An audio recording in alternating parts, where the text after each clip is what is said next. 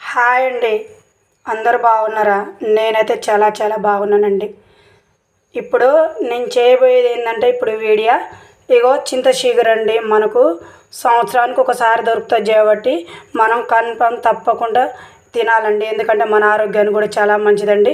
ఇప్పుడు ఇది మొత్తం ఇట్లా అంతా ఆకులు తెంపుకొని కాడలు తీసేసి నీట్గా కడిగి పక్కకు పెట్టుకోవాలండి. ఇప్పుడు ఇంకా రొయ్యలండి, రొయ్యలు చింత చిగురు వండుకుండే విధానం అయితే నేను మీతో ఇప్పుడు షేర్ చేసుకుంటాండి.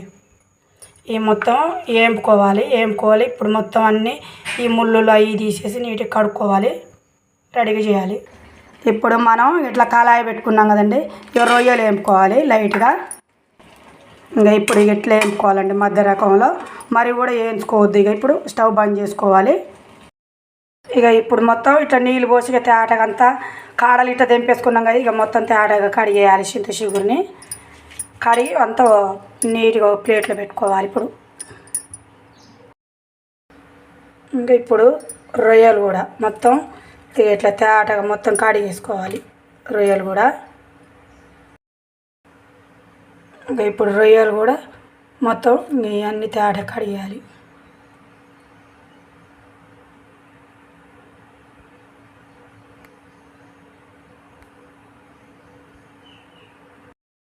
ఇక ఇప్పుడు మొత్తం ఇక పచ్చిమిర్చి, ఉల్లిగడ్డ, ఉల్లిగడ్డ, రొయ్యలు, ఇక చింత చిగురు అండి, ఇవన్నీ కలిపి ఇప్పుడు వంట స్టార్ట్ చేయాలి.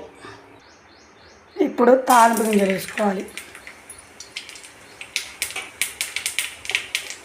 మళ్ళా పచ్చిమిర్చి, ఉల్లిగడ్డ